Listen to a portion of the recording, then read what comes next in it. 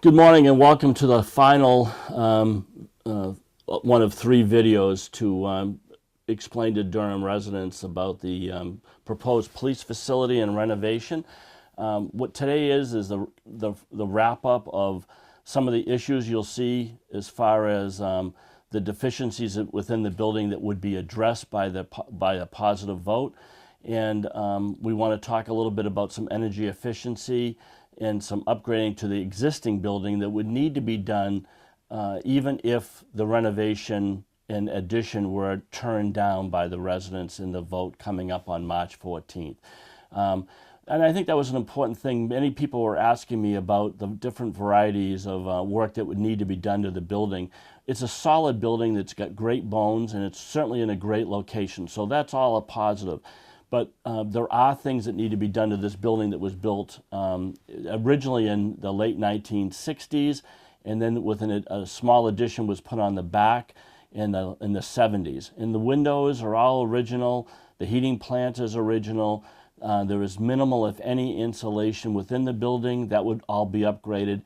And then it's on different levels, which makes it complicated for ADA access that would need to be replaced. So even if the bond didn't pass, over time, Durham would need to do some work in the amount of focusing, for instance, on energy efficient improvements with replacing the windows, replacing the HVAC system, dealing with enlarging water pipes that are very small at this time, insulating the roof and the exterior walls, and then adding additional LED lightings so that we could be more efficient overall. That would be estimated at today's cost would be about $285,000. And then, as I indicated, the building is fine, but once at some juncture we're going to have to deal with the ADA requirements, such as an elevator because of the multiple floors that are here.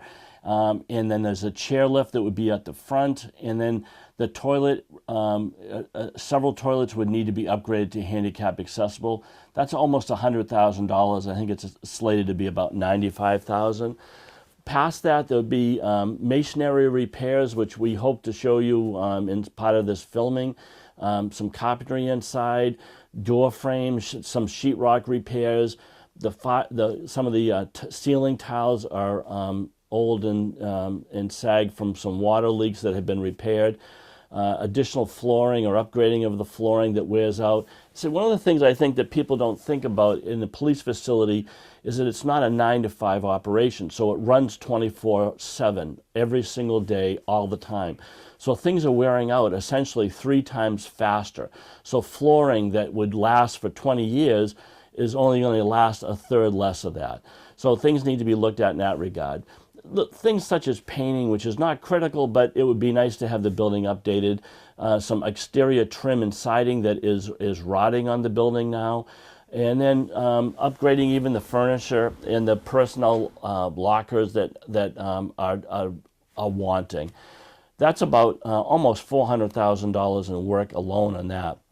Finally, there's be some site work and concrete work to put the elevators in, and some general conditions such as paying people to do this and oversee it and making sure that it's being done right. And ultimately, it's been estimated and projected to me that if nothing were to happen with this vote, if it did not pass and was not successful, that over the course of time, there would be at least $1.2 million that would needed to be put in the building that would be updated.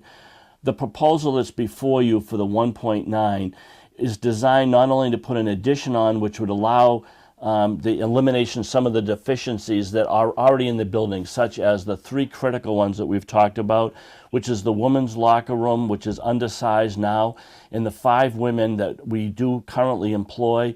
It would be awfully difficult to add additional personnel, and that's not really where we should be as we diversify a police agency. Additionally, the evidence is in dire straits of there's a lot of requirements that are beyond our control. The number of cases that we need to maintain for DNA purposes on sexual assault kits, and then just evidence that comes and goes. We work diligently to get it out once we can, but it's just more and more that we're dealing with that we need to maintain.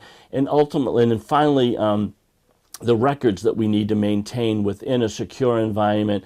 Those are the three things that would be dealt with. If no addition is put on, none of those things are going to be improved, and they will still linger as a deficiency.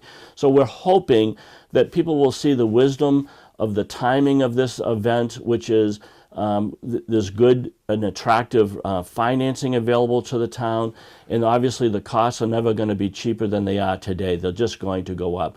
So we're hoping that that the Durham residents will see that the value, cost-efficient value in doing this today is wise with your spending your tax dollars, that will give you a facility that the Durham residents can turn their back on for the next 30, 40, or 50 years.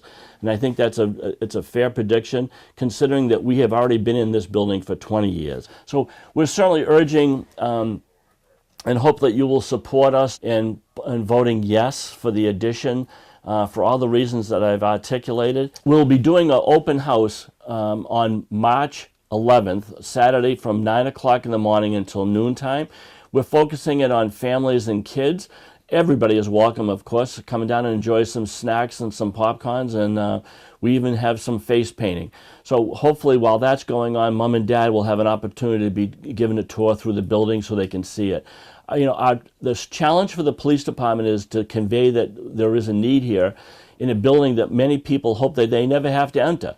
And we understand that. So we're hoping that during this open house, it will provide an opportunity for you to come in and see what's here and some of the needs that we're hoping to address, and get an opportunity to say hi to you. The referendum is scheduled for March 14th, and that's the same time that there'll be votes for council and school board. And again, we hope that you'll be able to render your vote favorably and vote yes for the addition at the Durham Police Department.